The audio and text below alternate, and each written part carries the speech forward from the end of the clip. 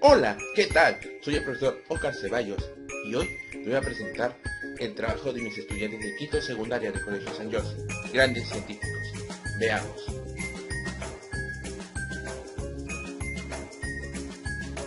Aquí encontraremos varios científicos que han intervenido en el desarrollo de la humanidad con grandes inventos como también grandes aportes a la ciencia. Muy interesante todo lo que podemos observar. Tenemos a Pascal, a los Edison, luego de Mendel, Maria Curie, Stephen Hawking, Isaac Newton y entre otros, todos muy importantes en el desarrollo de nuestra ciencia. Muy bien, genial. Ahora les invito a escucharlos a ellos. Vamos para allá.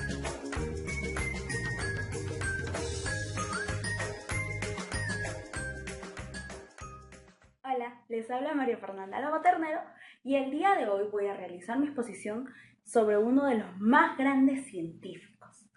Me refiero a Thomas Alva Edison, quien logró crear inventos que son de gran ayuda en la actualidad. Aquí también voy a hablar sobre sus datos biográficos, aportes e información que nos ayuda a saber por qué es tan importante recordar a este científico. Y bueno, sin nada más que decir, comencemos hablando sobre su biografía. Thomas Alva Edison nació un 11 de febrero de 1847 en Milán, en el estado de Ohio. Sus padres fueron Samuel Ogden Edison y Nancy Matthews, quienes en 1831 emigraron de Ámsterdam para establecerse por fin en New Jersey. Pasado el tiempo, cuando Edison tenía 8 años, empezó su etapa escolar. No obstante, no fue tan agradable como se esperaba porque tenía problemas de hiperactividad y era propenso a la distracción. Ante ello, sufría muchas discriminaciones de parte de sus maestros y compañeros, a tal punto que un día no lo soportó más y decidió retirarse de la escuela para nunca más regresar. Su madre estaba tan indignada que decidió apoyarlo y educarlo en casa. Esto de educarlo en casa hizo que se desarrollara en Edison un proceso de autoeducación y aprendizaje independiente que marcaría su vida. Al ir creciendo, pudo percatarse de que su pasión se centraba en la física y en los campos de la química. Tras esto, decidió instalar su propio laboratorio en el sótano de su casa. A los 12 años, Edison comenzó a trabajar en los trenes, específicamente en la venta de periódicos. Esto fue de gran importancia porque aquí pudo ir aprendiendo los conocimientos básicos sobre la física y la química. También iba realizando sus inventos y experimentos a la par del trabajo que tenía. Además, pudo obtener un permiso para poder trasladar algunas de sus pertenencias de su laboratorio a la parte trasera del tren, que era un lugar específico para guardar maletas. A la temprana edad de 13 años, Thomas Alva Edison iba mostrando signos de sordera. Sin embargo, eso no fue impedimento para su capacidad inventora. Es más, esto hizo que se concentrara más en sus pensamientos e ideas, haciendo así crecer el desarrollo de su capacidad autodidacta. Aprendió a telegrafiar y tras conseguir una prensa de imprimir, publicó su propio periódico llamado Weekly Herald, que pasado el tiempo progresó y se convirtió en el director, editor y redactor de este periódico, que todo lo realizaba desde el vagón que aún conservaba. En 1869, él tuvo gran éxito al reparar un indicador de precios de oro de la bolsa que estaba causando una gran crisis. Gracias a esto, firmó un contrato con Western Union para poder mejorarlo. Y esto conllevó a que surgiera el indicador universal Edison. Ahora, pasemos a los aportes de Thomas Alva Edison. Sus inventos fueron los mejores y uno de estos fue el micrófono a base de carbón, que fue de mucha ayuda para poder complementar el famoso teléfono, invento creado por Graham Bell. El siguiente año creó el fonógrafo, un aparato capaz de grabar sonido en un cilindro recubierto de estaño. Luego desarrolló el disco de cera, que le permitía grabar con mayor eficacia. También decidió perfeccionar uno de los inventos de Joseph Swan, el cual era la bombilla eléctrica, reemplazando el filamento de nitrocelulosa a uno a base de cenizas de carbón. Su mayor invento fue la luz eléctrica, pero para poder propagarla tuvo que realizar y diseñar la primera planta de potencia eléctrica. Su descubrimiento del efecto Edison sobre el movimiento de los electrones en el vacío de su bulbo de luz marcó también el principio de la era de la electrónica. En 1887, Thomas Alva Edison se trasladó a los más grandes laboratorios de West Orange. Ahora, Edison logró obtener 1093 patentes, por lo que es considerado el mayor inventor de todos, siendo sus inventos más sobresalientes el telégrafo impresor, el telégrafo cuádruplex, el fonógrafo, una máquina para escribir, el kinetógrafo, las pilas alcalinas y diversos tipos de cemento y de hormigón.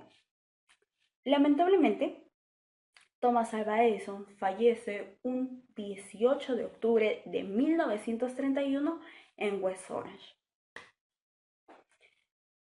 En conclusión, podemos observar que Thomas Alva Edison desde pequeño tenía una gran capacidad para poder crear distintos inventos.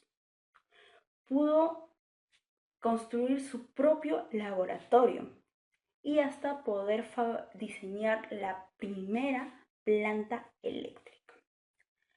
Con su ingenio pudo tener mucho éxito, por lo que es considerado un gran inventor y podemos utilizar sus inventos hasta la actualidad, pero en una mejor versión por la tecnología que poseemos.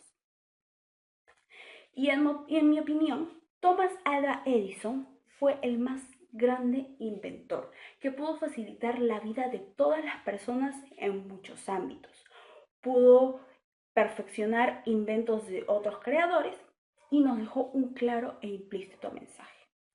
Y es que no importa qué tantos obstáculos se presenten, si tú luchas por lo que deseas, lograrás lo que te propongas. El límite se lo coloca uno mismo. Para culminar, le agradezco a mis padres y a mis amigos por apoyarme en este proyecto. Gracias.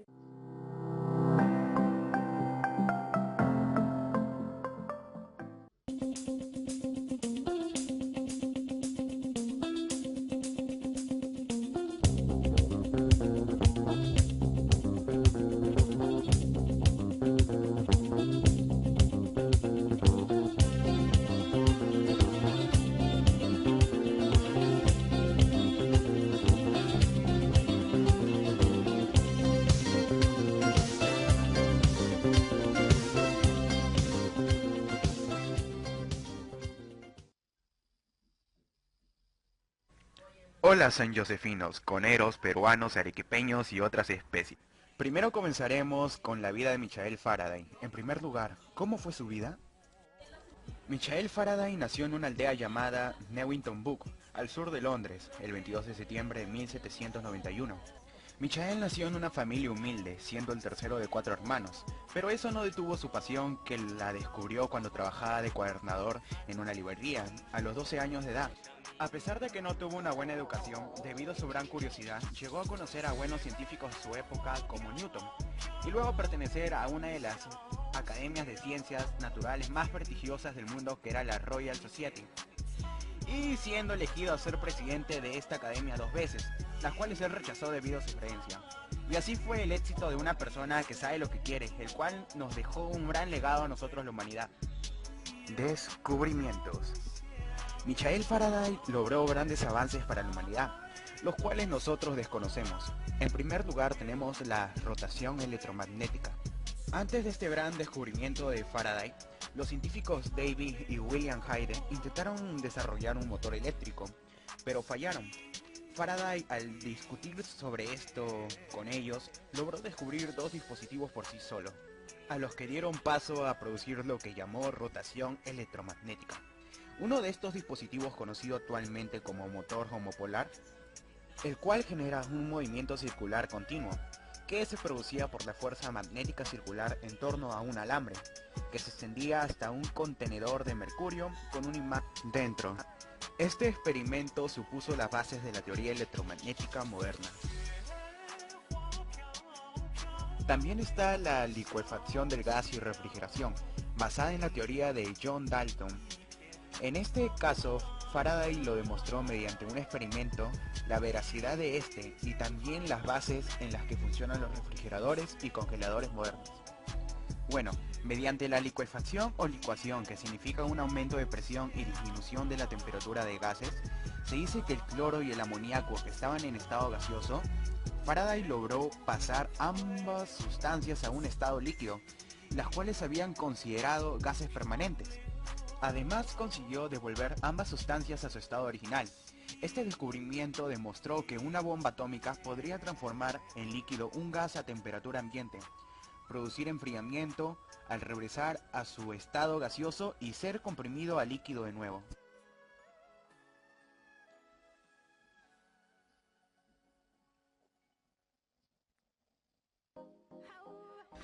En 1825, Faraday logró descubrir la molécula del benceno, al haberla identificado a partir de un residuo aceitoso. Este descubrimiento fue un gran logro para la química, debido a las aplicaciones prácticas del benceno. Y finalmente la inducción electromagnética, el cual también fue uno de los grandes descubrimientos de Michael Faraday. Este descubrimiento lo consiguió al conectar dos solenoides de alambre alrededor de los extremos opuestos de un aro de hierro. Primero conectó un solenoide, vio que al desconectar y conectar hacía pasar corriente por uno de ellos. Otra corriente era temporalmente inducida por el otro, y la causa de esta inducción se debía al cambio de flujo magnético que ocurría al conectar y desconectar la batería. Esto actualmente se conoce como inducción mutua, la cual ocurre cuando el cambio de corriente en un inductor induce un voltaje en otro inductor cercano. Este es el mecanismo por el cual funcionan los transformadores actualmente. Y finalmente, aunque muchos no sepamos quién fue él, sus descubrimientos se encuentran en las partes de las cosas que tenemos, como un granito de arena. Gracias a él nosotros podemos tener celulares o nuestro querido ventilador, que funciona por un pequeño motor eléctrico que fue ideado por Michael. Otro dispositivo es el transformador, que se encuentra en casi todos los aparatos electrónicos. Probando. Hola gente, gracias por ver el video.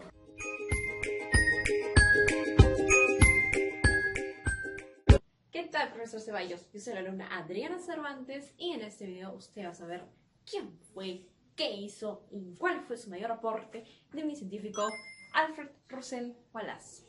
Bien, él fue un naturalista, geógrafo, explorador, antropólogo y biólogo de nacionalidad británica. Él nació el 8 de enero de 1823 y falleció el 7 de noviembre de 1903. En el transcurso de su vida, él conoció mucha gente que influenció mucho en lo que él realizó. Ellos fueron Charles Darwin, Henry Walter Bates y Richard Sproul. Bien, ahora veremos detalles sobre su teoría de la evolución a través de la selección natural. Así que vamos con las siguientes diapositivas. Bueno, entonces, ¿cómo realizó su propia teoría de la evolución? Él siempre viajaba a muchos lugares, en los cuales realizaba sus expediciones y nuevos descubrimientos, los cuales son luego un gran aporte para su teoría. Un dato es que en uno de sus viajes, que fue hacia el archipiélago malayo, recolectó especímenes y sus observaciones de las notables diferencias zoológicas entre diversas partes del archipiélago hicieron proponer una frontera zoogeográfica conocida como la línea de Wallace. Ahora, gracias a este viaje, que tuvo en especial al archipiélago malayo, ya no será solo la teoría de la evolución, sino ahora es la teoría de la evolución a través de la selección natural. Como recalca en su libro, el problema no era solo cómo y por qué las especies cambian, sino cómo y por qué cambian a otras nuevas y bien definidas, por qué y cómo comienzan a adaptarse a otros modos de vida. Entonces, un gran aporte para su teoría es que, según su autobiografía de Wallace, esta idea se le ocurrió cuando estaba con Fisher en su cama. Muchos decían porque estaba mal, quizás se sentía extraño y estaba alucinando, pero no. Él sabía lo que hacía y lo que decía, porque él había descubierto todo esto. Entonces, ¿qué nos quiso decir con lo que yo les mencioné? En ese momento él pensó, si los animales se reproducen más rápido que los humanos, entonces ¿por qué el planeta no está repleta de aquellos? Ahí es donde él mismo se respondió, es porque algunos mueren y otros sobreviven. Entonces se plantea que el más adaptado sobrevive, por eso se hacen los cambios necesarios en su genética para que puedan sobrevivir. Así que se modifica exactamente como se requiera, si no el animal perecería. Ahora vamos a ver de qué trata su teoría, la cual consiste en que los animales tienen que cambiar genéticamente para que se puedan adaptar al ambiente en el que están. Y también él creía que nuevas especies salían porque una especie se combina con otra, y así se daban cambios en su cuerpo para poder sobrevivir en el entorno en que se encuentra. ¿Qué diferencias tuvo él con la teoría de Charles Darwin? Si bien Wallace ayuda a complementar la teoría de la evolución de Charles Darwin, pues Charles habla sobre la competición entre individuos de la misma especie para poder sobrevivir y reproducirse, mientras que Alfred dio una mayor importancia a la influencia del medio para forzar a las especies a adaptarse al entorno local. Ahora, ¿a quién le pertenece la teoría? Si bien Wallace no recibió el reconocimiento que merecía, los dos se necesitaban mutuamente, ya que el mismo Charles Darwin agradeció a Wallace por tan buena información, para que él así pueda plantear mucho mejor su teoría. Entonces, los dos se complementaron. Bien, volvamos a la explicación. Bien, como les decía, él creía que si juntábamos un escarabajo de menta y un escarabajo negro, daba origen a una nueva especie, que en este caso daban origen a un escarabajo glorioso. ¿Por qué? Porque cada vez que así combinaban especies, daban más detalles en cuerpos y así sucesivamente se iban creando. Wallace era un hombre que viajaba mucho, así que descubría nuevas especies, como la rana voladora de Wallace, o si decide llamarlo por su nombre científico. Bien, no solo esto, sino también escribía varios libros, como Marte es habitable, Viaje al Amazonas, Darwinismo y más. Mi conclusión sería, si bien Wallace no planteó muy bien su teoría, fue un gran complemento para Darwin, así como lo vengo mencionando, porque sin ellos dos, sin su apoyo mutuo, no habría la teoría que hoy en día todos conocemos. Así que esa sería mi conclusión, profesor. Muchas gracias.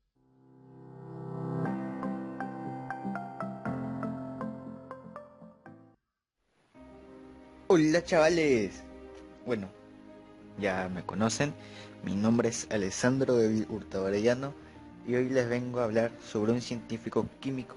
Espero que lo disfruten y pues comencemos.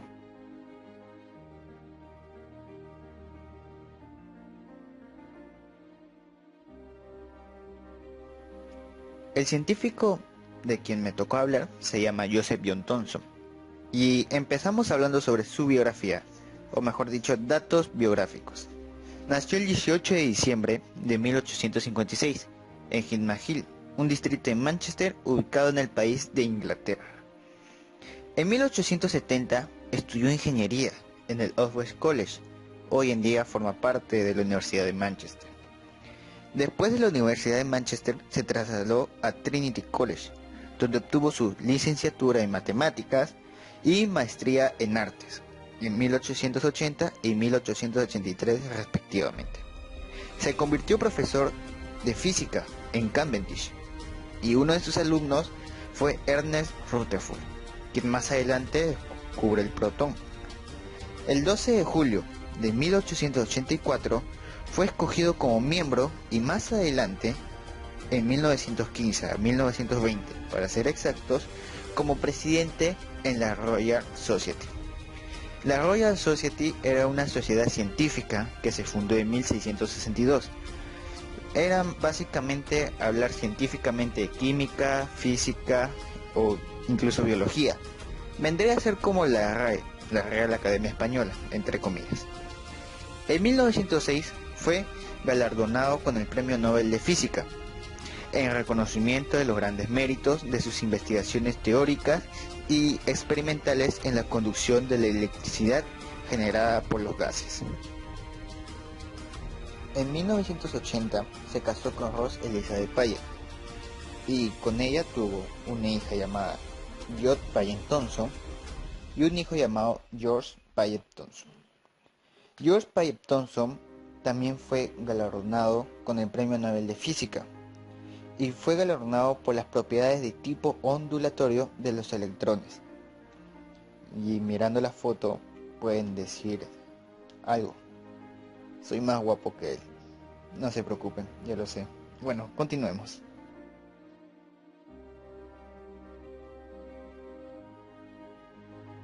Joseph John Thomson, en el año 1897, estudió el comportamiento y los efectos de los rayos catódicos.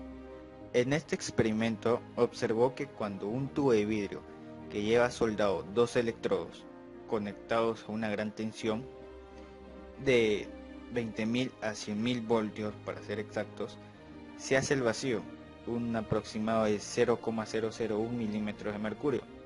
Al producirse esta descarga, se aprecia una luz fosforescente verdosa en la pared localizada frente al cátodo. El cátodo, como dije, es un electrodo que sufre una reacción de reducción, mediante la cual un material reduce su estado de oxidación al recibir electrones. Continuando, que los investigadores supusieron que era debido a la existencia de unos rayos procedentes del electrodo negativo, que llamaron rayos catódicos. A los rayos catódicos le pusieron el nombre de electrón, que viene a ser una partícula subatómica con una carga eléctrica elemental negativa, comúnmente representado por el símbolo E elevado a la negativa.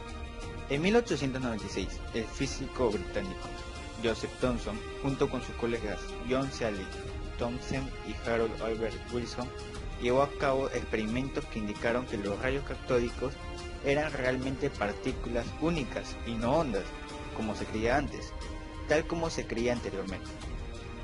Thomson hizo buenas estimaciones tanto de la carga como de la masa y encontró que las partículas de los rayos catódicos, a las cuales llamaba corpúsculos, tenían quizás una milésima parte de la masa del ion menos masivo conocido, el ion hidrógeno. Joseph John Thomson fallece el 30 de agosto de 1940 y fue enterrado en la bahía de Westminster, cerca de la tumba de Isaac Newton. Y en esa misma tumba donde estaba Joseph John Thomson fue enterrada su esposa, que murió en el 1951. F por la pareja. Eso ha sido todo el video, espero que haya gustado y que no me ponga 20, voy a pasar a su casa. ¿Están escuchando? Póngame 20. De una vez, sin pensarlo. Los quiero, chicos, los extraño y hasta la próxima. ¡Chao, profe!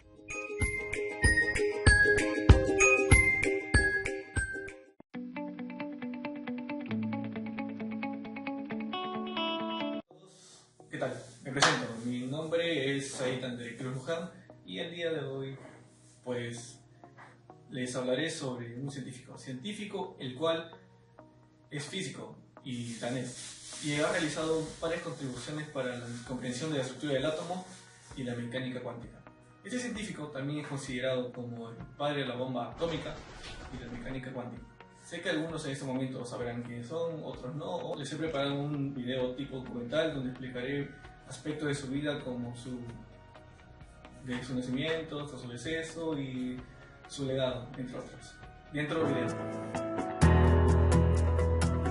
Niels Bohr nace el 7 de octubre de 1885 en Copenhague, la ciudad capital de Dinamarca. Hijo de Christian Bohr, un devoto luterano catedrático de zoología en la Universidad de la Ciudad, y de Ellen Alder, proveniente de una adinerada familia judía de gran importancia en la banca danesa.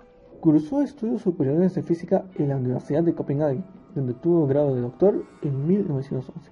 Viajó a Inglaterra para ampliar sus conocimientos en el Cavendish Laboratory de la Universidad de Cambridge, Bajo los tutores de Sir Joseph John Thomson, químico británico distinguido con el premio Nobel por sus estudios acerca del paso de electricidad a través del interior de los gases, que habían permitido descubrir la partícula bautizada luego por Stoney como electrón.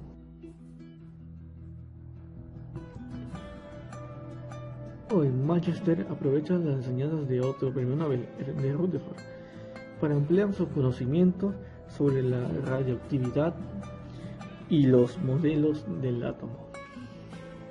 Rutherford había elaborado una teoría del átomo que era totalmente válida en un plano especulativo, pero que no podía sostenerse dentro de las leyes de la física clásica.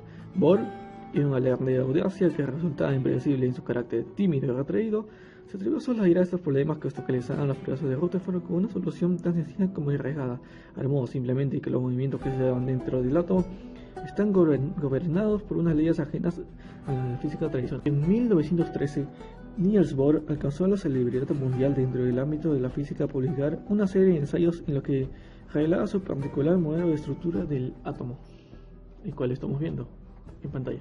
Dato curioso, Albert Einstein, el padre de la relatividad, llamó a Niels Bohr como uno de los más grandes investigadores científicos de nuestro tiempo. En 1939, de regreso a Dinamarca, fue elegido presidente de la Real Academia Danesa de Ciencias. Volvió a instalarse en Copenhague, en donde continuó su vida. Pero llegó un momento en que su vida y los suyos llegaron a estar amenazadas, que tuvo que emigrar a Suecia. Poco después se refugió en Estados Unidos y bajo el seudónimo de Nicholas Baker empezó a colaborar activamente en el denominado Proyecto Manhattan, desarrollado en el laboratorio de Los Álamos, Nuevo México, cuyo resultado fue la fabricación de la primera bomba atómica.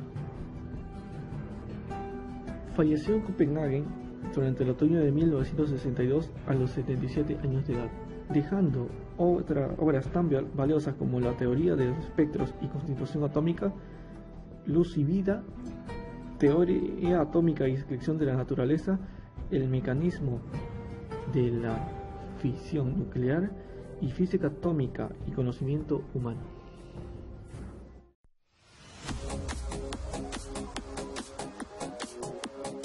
Modelo y estructura del átomo. Es considerado uno de sus mayores aportes al mundo de la física y las ciencias en general. Fue el primero en exhibir al átomo como un núcleo cargado positivamente y rodeado de electrones orbitando. Bohr logró descubrir el mecanismo de funcionamiento interno de un átomo.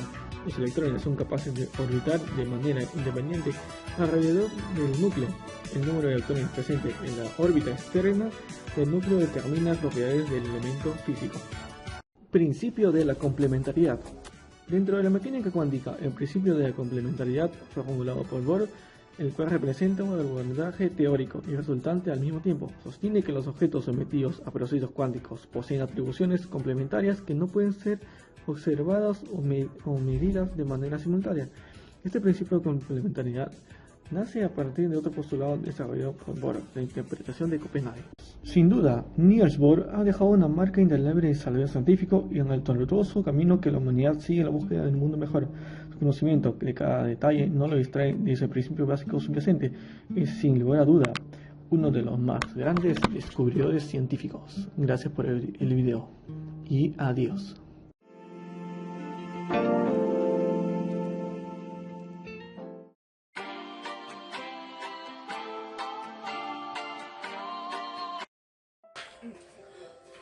Hola chicas, chicos y profesor. Hoy conoceremos un poquito más de lo que fue la vida del gran Newton, así que comencemos. Newton nació en la Navidad de 1642, según el calendario juliano, que era el que se usaba en Worcester, Inglaterra en aquellos tiempos. Lamentablemente, unos meses antes de que naciera, su padre Isaac falleció. Cuando tenía 3 años de edad, Hannah Osgood, su madre, contrajo matrimonio con el reverendo Barnabas Smith, quien tenía una buena posición económica. Pese a su edad avanzada, él le pudo dar a Hannah 3 hijos más. Y como acuerdo de bodas, se designó de que Newton no vaya a vivir con ellos. Es por ello que él fue criado por sus abuelos. Hasta la muerte del reverendo, unos años después. heredando una biblioteca y un libro viejo al que llamó su libro baldío. Es por ello que Hannah volvió a Wiltshire. A los 12 años de edad, él fue a Kingswood de Scranton, algo así como un residentado. No era muy sociable en esa época, así que se dedicó a elaborar maquetas de molino, linternas, cometas, hasta relojes solares. Su familia quería que se dedicara a las labores de la granja, pero como resultó ser un pésimo granjero, le permitieron seguir estudiando. A los 18 años, Newton ingresó a Cambridge, en cuyas bibliotecas se pasaba horas estudiando. Siendo autodidacta, transcribía a manos los libros de Bacon, Galileo Galilei, Descartes y Kepler. Este último influyó mucho en él, ya que en 1618 él explicó en sus 3 leyes cómo los planetas se mueven en el sistema solar. Y por eso Newton se cuestionaba, ¿por qué los planetas se mueven así? Analizando a Kepler, dedujo que entre el Sol y cada planeta debe de haber una fuerza de atracción proporcional al producto de sus masas e inversamente proporcional al cuadrado de la distancia que los separa. Esa es la ley de la gravitación universal, que Newton publicó en 1687 en su obra Filosofía Naturalis Principia Mathematica, más conocida como Principia, que fue escrita cuando él era profesor del Trinity College. Fue escrita en latín, lo que indica que iba dirigida a expertos en mecánica, astrónomos, filósofos y universitarios. Por ejemplo, allí nos explica el funcionamiento de las mareas, tal y como lo conocemos hoy en día. Él descubrió que el cambio en las mareas se da por la fuerza gravitatoria que el Sol y la Luna ejercen sobre la Tierra, así como también el por qué los objetos caen al suelo.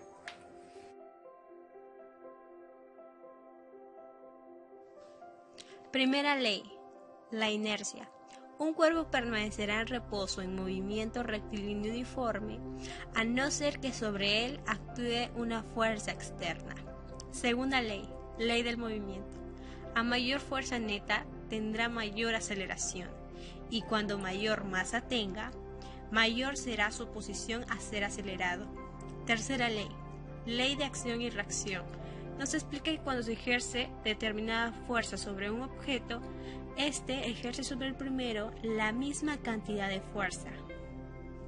Uno de los experimentos más conocidos fue la refracción de la luz, y para ello utilizó un prisma de vidrio, demostrando que si dentro de un cuarto oscuro hacemos pasar un haz de luz blanca por cualquiera de las caras de este prisma, ésta se descompone en los colores del arco iris.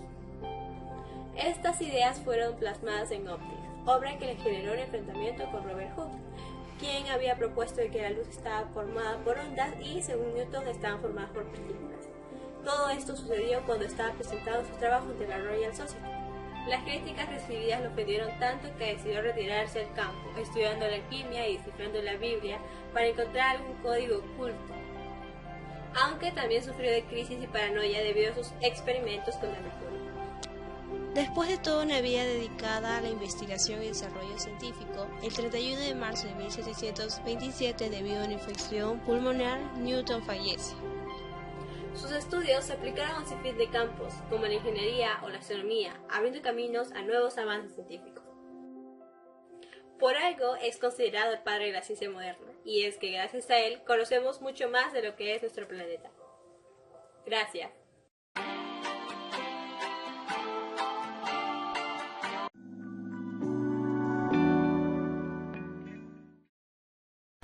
Hola gamer, jugamos League of Legends. ¿Qué te parece si lo descargas?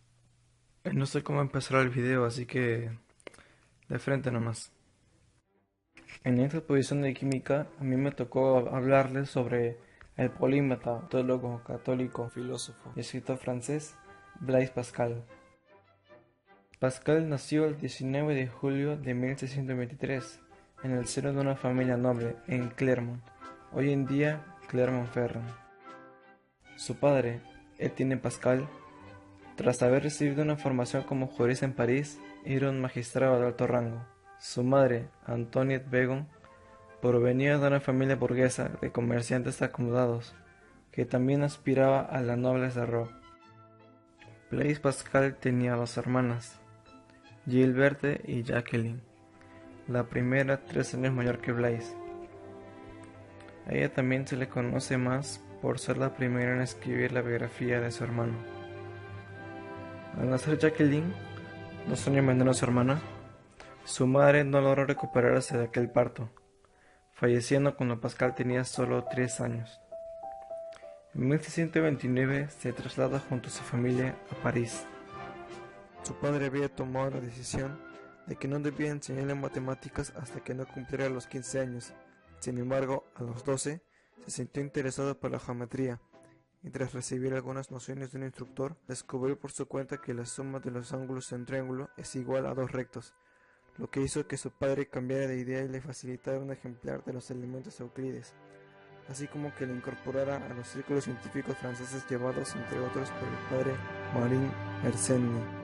Cuando contaba con 16 años, formuló uno de los teoremas básicos de geometría proyectiva, conocido como el teorema de Pascal, y descrito en su ensayo sobre las cónicas. Otros de sus libros podemos mencionar Nuevos experimentos con el vacío, cuenta del gran experimento sobre el equilibrio de líquidos, Tratado sobre el triángulo aritmético, Cartas provinciales, sobre el espíritu geométrico y pensamientos.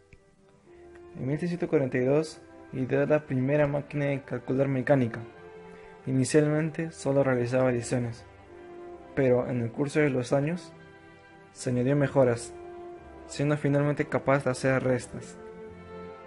Otros de sus aportes fueron el juego de la ruleta, carruajes colectivos, la carretilla y la prensa hidráulica. En 1748, mediante un experimento, demostró que el nivel de la columna de mercurio de un barómetro determina el aumento o disminución de la presión atmosférica circundante. En 1654, junto con Pierre de Fermat, formuló la teoría matemática de la probabilidad fundamental en las estadísticas actuariales, matemáticas y en los cálculos de la física teórica moderna.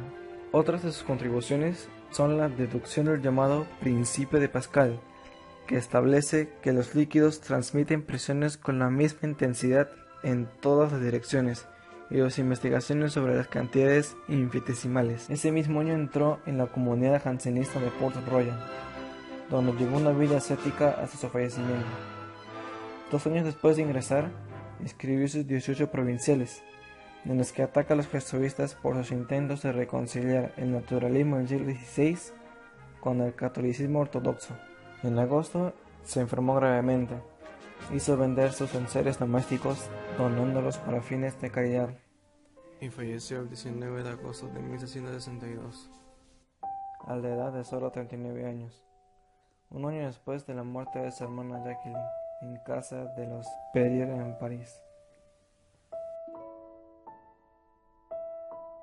Entre los contemporáneos de Descartes, Fermat y Desargues, ninguno presentaba un genio tan natural para la ciencia y dotes tan sorprendentes como Pascal. Aunque su reputación matemática se goce más sobre lo que él pudo hacer que lo que realmente hizo, debido a que, durante una parte considerable de su vida, dedicó mucho tiempo a lo filosófico y a lo religioso. Y bueno, eso fue todo. Un pequeño apoyo sería que le den like, pero no se suscriban, que este canal no lo uso.